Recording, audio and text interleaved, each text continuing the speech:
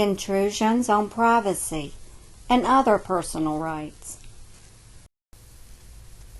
The learning outcomes include: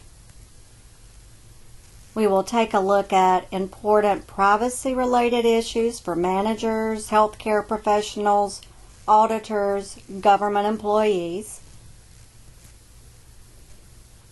And we will describe how technology affects some of our personal interests. Let's start with an overview of what is privacy. There is no one standard definition that encompasses what everyone believes privacy may be, but here are a couple of general ones. First is the ability of an individual or group to keep their lives and personal affairs out of public view, or to control the flow of information about themselves. Of course, that has limits, particularly for someone who is in the public eye. For whatever reason, they end up losing some of their privacy. And you may be able to control the flow of information about yourself as long as what you're trying to control is true and accurate statements. You can't, however, disallow someone from making negative comments about you because you don't like them. An even simpler definition is freedom from unauthorized intrusion. The question becomes, what is unauthorized? What intrusions are unreasonable? And like we've discussed before, our reasonable person comes into play here. A few emerging privacy issues that are relevant. Social media. How much information is shared with the people in your circles and the people in their circles and others and the public. When someone is being hired, as a manager, you would be doing a disservice to your company if you did not check social media prior to hiring them. Sexting also has implications, as a number of people have learned from very public trials that have come about. And sexting is just sending risque pictures, explicit pictures via cell phone. Anthony Weiner in New York learned a lesson about not sending such photos. It does have implications for violation of privacy. If someone sends a sexually explicit picture to another, do they lose their privacy? Or can they expect that person to respect it? In my view, don't send a picture you don't want others to see. Don't send an email you don't want others to see. Realize that you can be watched, you can be tracked, particularly at work, that we'll look at later. Sexting is also important to consider in the context of child pornography. For instance, a high school in the metropolitan Atlanta area had an issue with this in the last couple of years, where a boy and a girl were engaging in sexually explicit acts in the lunchroom. Like you would imagine the teenagers around them did, they videotaped it or sent pictures to each other.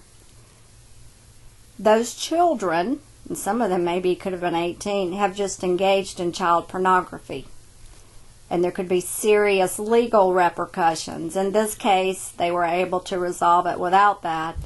But you can have very serious implications when teenagers get involved in this type of behavior.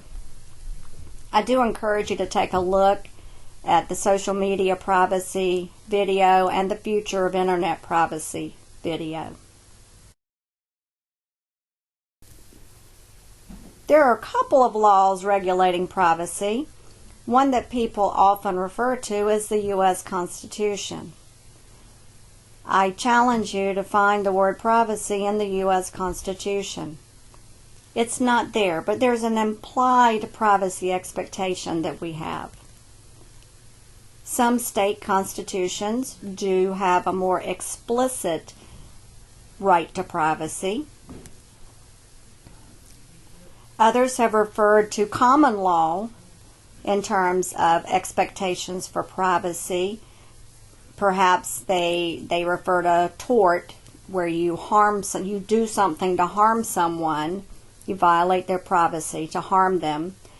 And here it word for word, intentionally intrudes physically or otherwise upon the solitude or seclusion of another or his private affairs or concerns, if the intrusion would be highly offensive to a reasonable person. That reasonable person continues to appear again and again. The reasonable person is not always reasonable. There may be other federal and state statutes. A few of the federal ones we'll talk about shortly, but in general there are very few laws regulating privacy.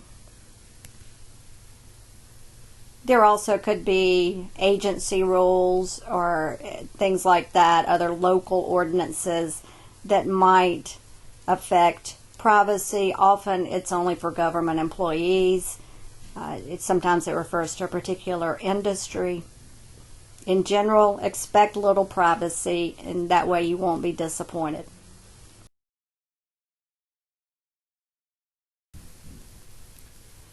When the reasonable person or reasonable jurist, in the case of a judge, looks at the privacy balance and tries to balance the needs of business or government with the intrusion on expectations of privacy.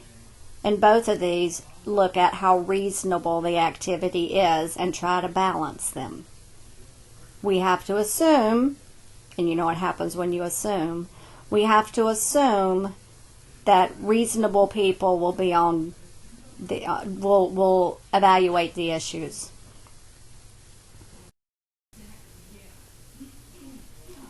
One situation that has gained widespread notice is the NSA phone data collection, which has been at times declared illegal. And you can take a look at the video that looks at where the Federal Appeals Court said at least parts of it were illegal.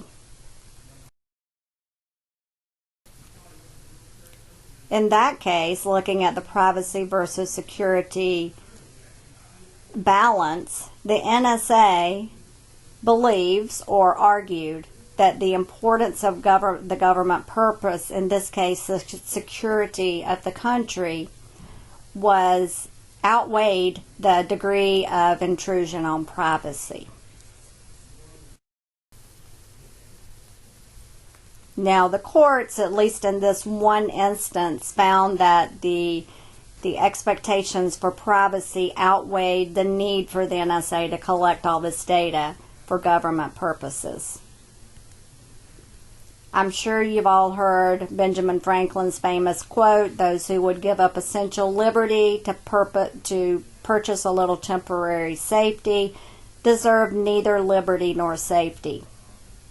So you have to balance those two. Interestingly enough, Benjamin Franklin was talking about a tax issue totally unrelated to the context in which we interpret it today. There are many other privacy concerns related to technology.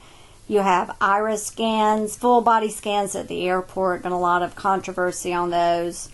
Biometrics, fingerprints, things like that. Genetic testing. Should you have genetic testing to determine if you might have Huntington's disease, for instance, which is a fatal disease that will hit you at least by your 40s or so? Do you want to know that? Should you know that? One of my doctors recently told me that I asked if I should be tested for the gene for ALS because my father was diagnosed with ALS. And she said, "Well, he's the only one you're aware of in your family that's had it." And I said, "Yes." And she and I both said, the problem with this is there's no treatment. So She said, and I really liked her perspective, she said, as doctors, we believe that you have the right to life. So we don't want you to not go to college or not have your career or not get married and have children because of something you may or may not get. Now, some things like the breast cancer gene, if you have that, you can make decisions, you can take medicine. There are things to try to help prevent that from occurring. But for ALS, for Huntington's, for others, there is no treatment, no cure. You just know that you have it, and you still may not get it because it's a percentage game. But it was an interesting perspective. Plus, then you don't want your employers to discriminate about that and so forth. RFID, do you want to be able to go to Kroger, fill your buggy, and walk out of the store and assume that everything will be correct? Camera phones, can you take them in a locker room? GPS, what if I get lost and get carjacked because it sent me to the wrong place? Computers in cars, we discussed that last chapter. Google Street View is another interesting situation, and this is to come up with a street view, which is very helpful. It's tied in with its maps, and you can actually look and see what it looks like. So if I'm going somewhere, I can look at that. But in order to get that, Google went out and scanned unsecured Wi-Fi networks to make sure where Street View cars were located. They inadvertently also gathered usernames, passwords, emails, images, and more from private, unencrypted Wi-Fi networks. They didn't mean to do it, so they didn't tell the users they had done it because it was inadvertent. There are some lawsuits pending on that, though, and we'll have to see how that plays out. Workplace monitoring is certainly something that most companies need to do at least some of this. You need to make sure your employees, for instance, aren't looking at child pornography, aren't sexually harassing another employee, aren't ignoring customers. There are valid reasons for you to do some sort of workplace monitoring. An interesting case that kind of sets the stage for what happens at later times, like many of the cases we look at, this is the seminal case, is Smyth versus Pillsbury. So Pillsbury said, we absolutely positively will never monitor your email. Your email will be confidential. And we will not intercept it. Even if we did, we won't fire you because of what we read in an email that we promised not to look at anyway. So, of course, Smyth sent an email that contained some threats about sales management. So Pillsbury fired him. Smyth sued and said, you violated my privacy. And Pillsbury asked for dismissal. The decision, in this case it was Pillsbury located in Pennsylvania, which is an at-will jurisdiction. An at-will jurisdiction means that you can be fired for any reason, good or bad. I can not like the shirt you're wearing today and can fire you. I can not like my computer monitor one day and quit. So it works both ways, unless I'm under contract. So we are an at-will jurisdiction, and so is Pennsylvania. Smyth did not state a valid claim for relief. It wasn't a Title IX, a discrimination case. Even though they said they would not look at his email, he had no reasonable expectation of privacy. He was communicating with his supervisor, in fact. And once he communicated with someone else, which is what you would do with email, he really lost any expectation of privacy because the other person could do with it as they chose. Smyth voluntarily said what he thought about sales management. He wasn't queried or asked or anything like that. It was, according to a reasonable person, it was not an invasion of privacy. There's our reasonable person. He or she comes up often. As we mentioned earlier, the company has a valid interest in protecting against content that may be inappropriate, illegal, unprofessional, waste of time. And because of that, the individual should expect no privacy at work. Pillsbury motion to dismiss was granted. The moral of the story is, do not expect privacy at work. Even if they tell you you will have privacy at work, assume you don't.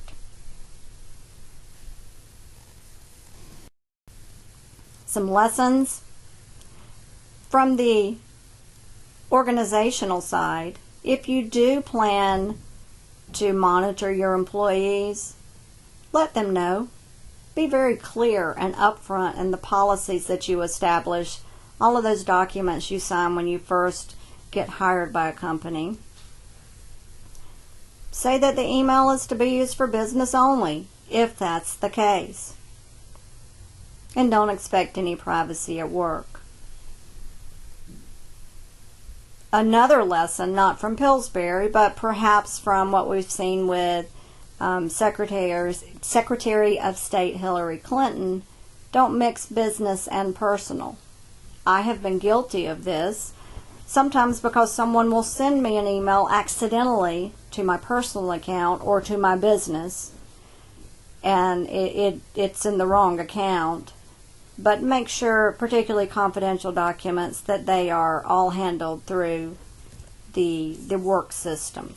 If you use the work system in any way, even on your own laptop computer during lunch, to send an email to your friend on your personal email system, if you link up to their Wi-Fi network or plug into their outlet or sit at their desk, you cannot expect privacy. That's their spot.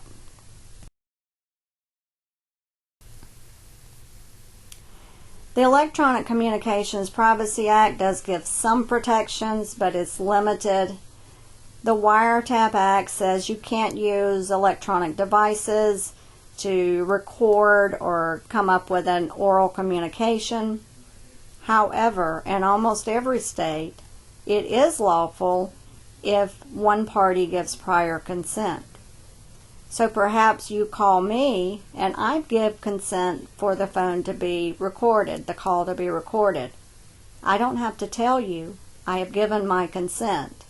By you calling me, you have given up some privacy because you don't ever know what I might do with it. Again, you may intercept in the course of managing an organization and ensuring professional, effective, efficient communications. The Stored Communications Act does say that a person can't access electronic communications while it is in storage. Now, this act has been challenged in many cases because what if it's in storage for a second or really less than that as it's in transit from one location to another? Once it gets where it's going, it's no longer covered by the Stored Communications Act. And when it's sent, it's not. It's just for that instant when it's being, while it's in electronic storage. So there's been some disagreement about what that means. I do encourage you to take a look at the two videos here on privacy laws or privacy rights and lack thereof.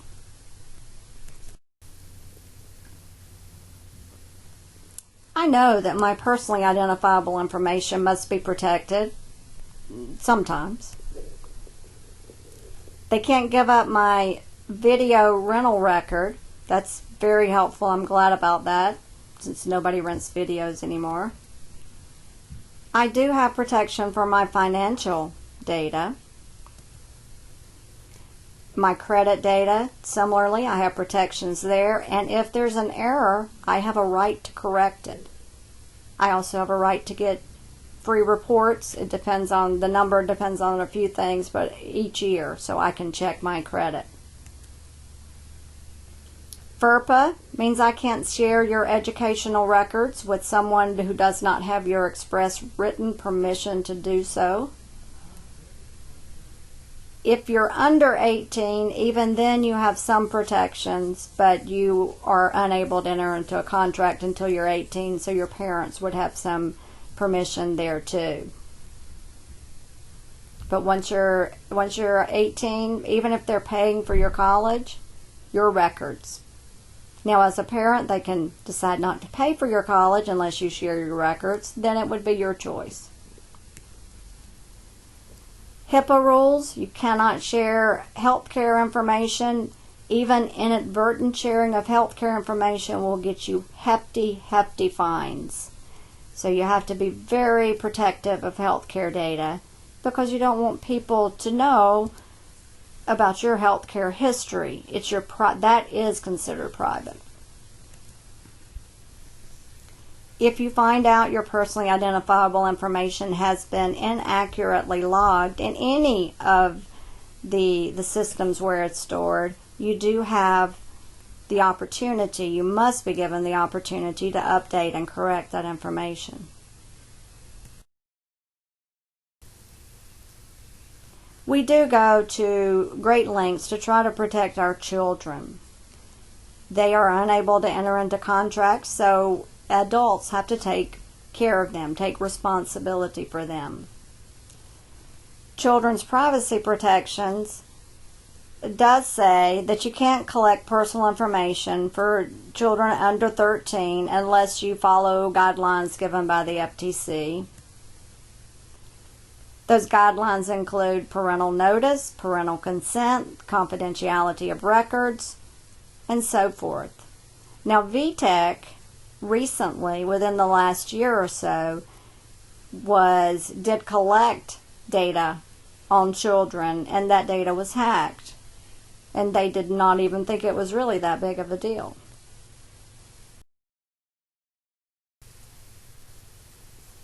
Children's online, there have been several laws that have been passed to try to protect children. One of those is the Children's Online Privacy Protection Act. In 2013 it was revised.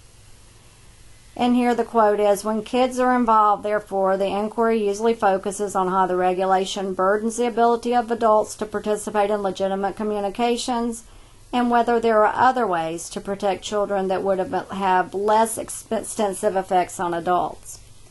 As an adult in the United States, I have the right to freedom of speech, which includes going to websites that are lawful and looking at whatever it is I might want to look at. You can't put such restrictions on children that it also restricts my freedom of speech, my ability to do what it is as an adult that I want to do online. I encourage you to take a look at the Protecting Children's Privacy under COPPA video that's given here. Communications Decency Act of 1996 also tried to protect children, tried to prevent them from being exposed to offensive messages. We all know what offensive means, right? It means different things to different people. Once this bill was signed, the ACLU and other groups sued, saying it violated the First Amendment. Again, freedom of speech, religion, assembly, and press, really looking at freedom of speech, my ability to express my speech on the internet. So they were sued on this act, the CDA. So the ACLU said the CDA is unconstitutional. In specific, the Act says that you can't transmit any obscene or indecent, again, we know what those are, messages to any recipient under 18. Knowing, sending, or displaying patently offensive messages as measured by contemporary community standards for people under 18. These are really difficult to determine what's meant by this because things that you and I may disagree on what we think is obscene or indecent, and even contemporary community standards is a difficult concept to define. The Supreme Court said Communications Decency Act does abridge freedom of speech guaranteed under the First Amendment. Part of their argument was, unlike what you might see on TV, you rarely get to offensive material by accident when you're online. I might disagree with this in some cases. Part of the Communications Decency Act wanted to require using credit cards to ensure that you were a certain age, 13 or 18, depending on what it was. And it says that's too high of a bar, and it would prohibit adults who maybe don't have a credit card or don't want to share it from getting to the information they're legally entitled to see. As we discussed on the previous slide, the Communications Decency Act doesn't define what indecent is and doesn't have a requirement that patently offensive material lacks serious literary, artistic, political, or scientific value.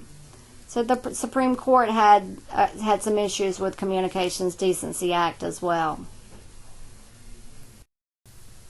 More on the decision. By excluding access to minors, the Communications Decency Act suppresses a large amount of freedom of speech that I have a right to receive. They also said sexual expression that is indecent but not obscene is protected by the First Amendment. One comment was the government may not reduce the adult population to only what is fit for children. That's an interesting comment. You cannot restrict, for me as an adult, what I can see based on the lowest common bar that you would have for children. There is no good way to determine how old someone is on the internet.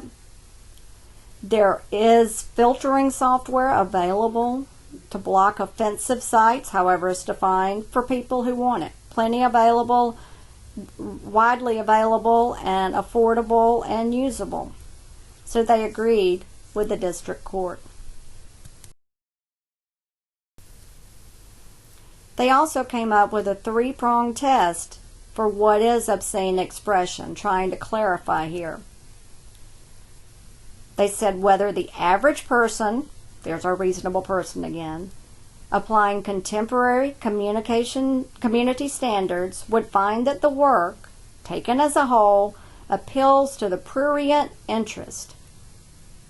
Very clear, correct? Not so much. It still lacks some clarity. Whether the work depicts or describes in a patently offensive way, as determined by a reasonable person, sexual conduct specifically defined by the applicable state law. So here they deferred to the states and said, you need to say what's prohibited. And this was a key point, whether the work taken as a whole has no value in terms of literary, artistic, political, or scientific. Even if it's offensive or obscene, it may have some value. For instance, people may be studying child pornography and why people go and visit child pornography sites, and they may have to see some child pornography sites in order to do their research. If it has some scientific value, then they may be legally entitled to view that offensive, obscene material. Illegal. So the Child Online Protection Act of '98, it was like the Communications Decency Act. It made it illegal to provide minors with access to materials that might harm them. It was different from the Communications Decency Act in that it applied only to speech on the web and not to chat rooms, email, and so forth. Only communications made for commercial purposes, prohibited speech that was harmful to minors, and defined the phrase using the test the Supreme Court had come up with. ACLU sued again. This law was also ruled unenforceable by the court. The definition of minors was anyone under 17, so do websites have to make content suitable for infants or 2-year-olds or 4-year-olds? And if so, aren't we excluding speech that a 13-year-old should be allowed to see? It might make adults not access content that they're constitutionally guaranteed to be able to access because they don't want to give their identification. I've done that before, where a site asked me, enter your email. No, I don't want to. This law also did not achieve its goals through the least restrictive manner because, again, filtering software is readily available. The appeals court affirmed a preliminary injunction and said you can't enforce this law either. So the government appealed.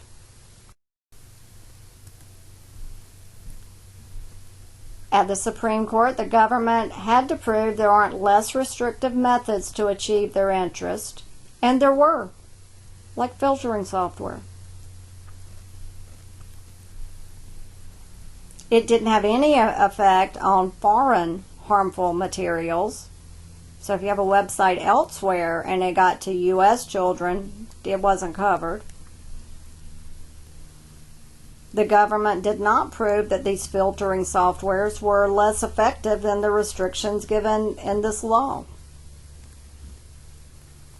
They affirmed the judgment of the Court of Appeals and said you can't enforce this law either.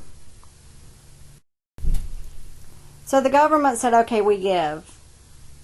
Let's ask some of our big search providers to tell me how often web searches lead to material that is harmful to minors. Yahoo and Microsoft gave the information requested. Google didn't. And after a court decision, they did release some of their information, but really just gave a sample of URLs from the Google database. They didn't want to give their users search histories. And they didn't.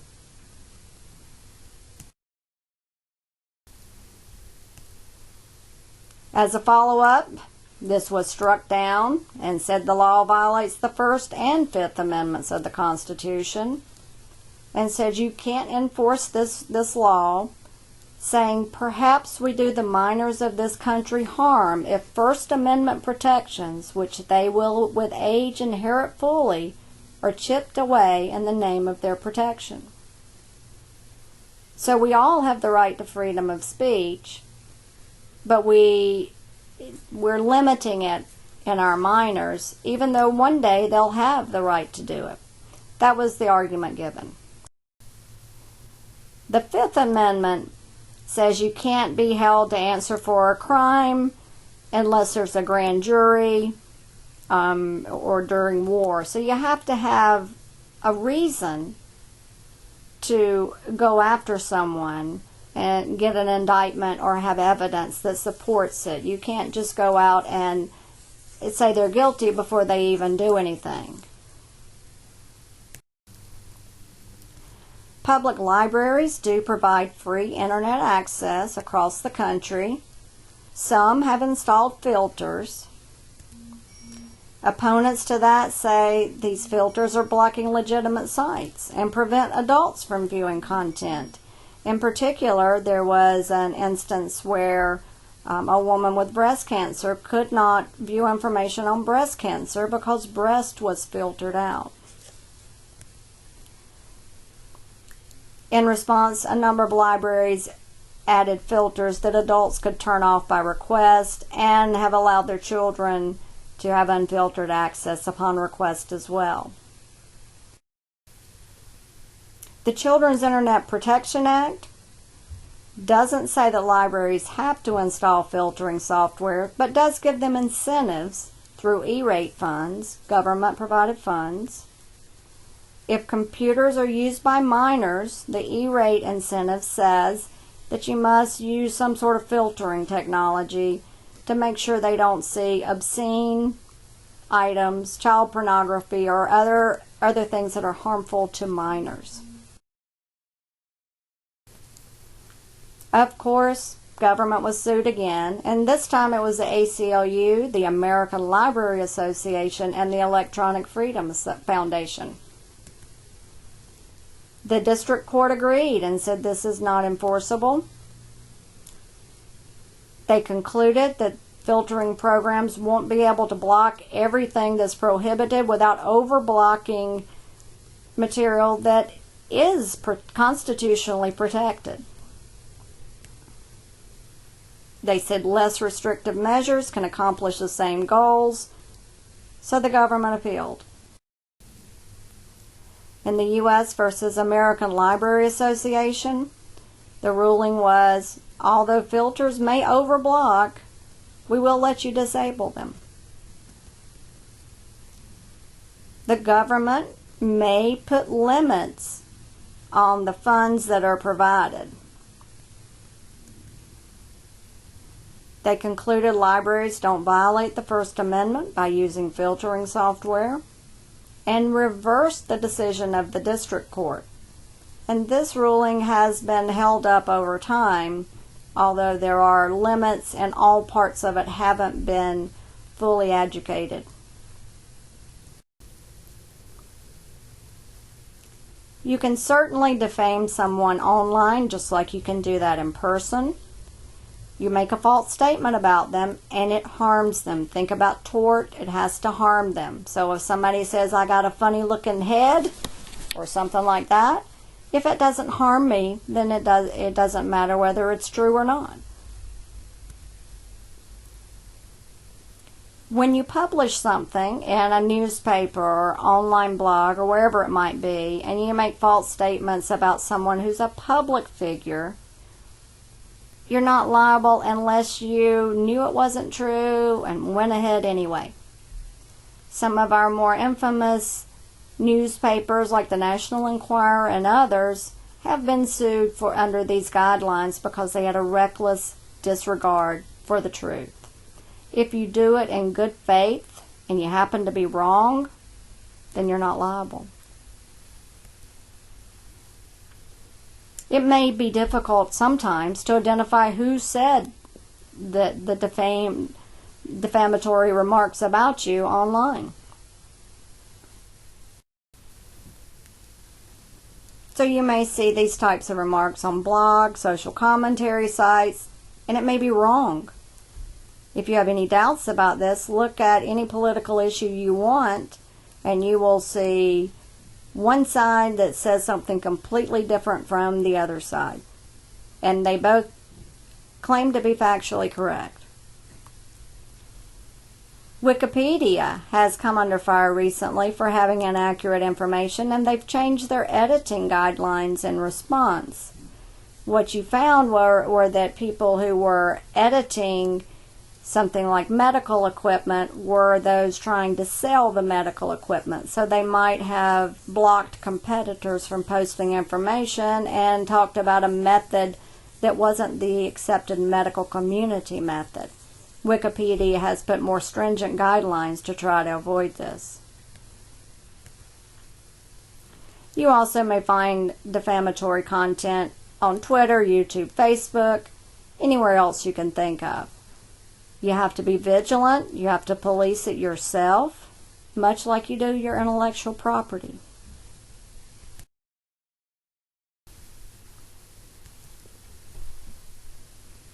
The Communications Decency Act also, in addition to the parts that were ruled unconstitutional, said that no provider or user of a computer service shall be treated as a publisher or speaker with information that was provided by another information content provider. What this said was that internet service providers aren't liable for comments that are wrong, inaccurate, defamatory, even when they receive notification. So if I post it on my Google Plus site, Google isn't liable for the remarks I posted that were inaccurate. Providers may not be completely immune, however. Intellectual property, if we think back to that, if a provider is told to cease and desist and to remove infringing material, they must do that. This also has not been decided in all courts. Some judges still wonder if a provider receives notification about the defamatory comments and then does nothing. some judges, some courts still believe that they may be liable.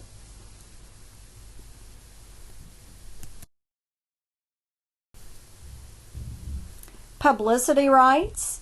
When you are a public figure, the public has a right to more of your information than they do of someone who's not a public figure. Just the rights of identity. You don't want to use identifiable amounts of someone else's likeness or character when you're creating your works, not without their permission. If you're trying to make money in particular, you're probably violating publicity rights unless you have permission. Now, if you transform it, if you use it in a different way without trying to make money, it's more likely that the First Amendment will allow you to use it even without permission. Now, I encourage you to take a look at the Mad Men, just a clip from the Mad Men season or series finale. And at the end of it, they do the "I'd like to buy the world a Coke," the song. He comes up with it. At the end, he has an awakening and comes up with this ad campaign.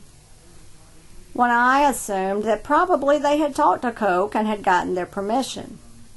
It turns out Coke was just as surprised as the rest of us when they came, and then they showed this ad at the end. Now, Coke did not sue.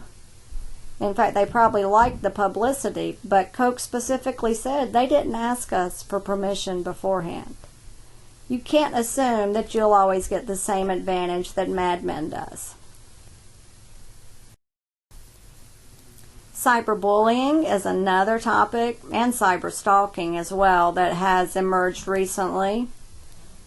You harass and humiliate people online. It's really become a problem with teenagers, teenage girls oftentimes.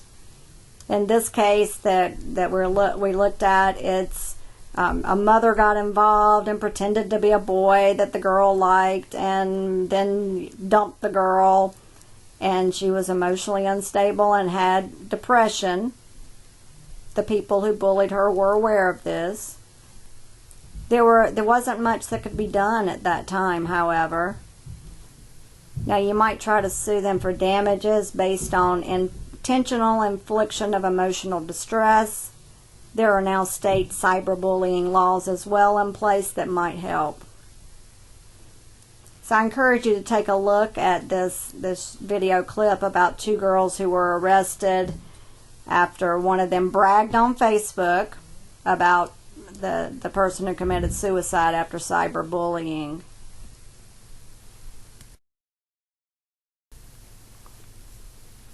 To summarize, technology and how you use it and the limits and any limits you put on it may affect your tort liability, although as a business you're probably okay. Healthcare information, if it is compromised or stolen or hacked, is of particular concern because it has high fines regardless of your intent or your attempt to protect the information. As we get more big data, you've got to be even more vigilant because we have more opportunities for people to hack in and gather personally identifiable information and use it in nefarious ways. If you're going to be an effective manager in any field where technology is used, you've got to understand some of the legal ramifications of how you use technology in the workplace and how you may watch your employees or monitor them no matter what field you're in.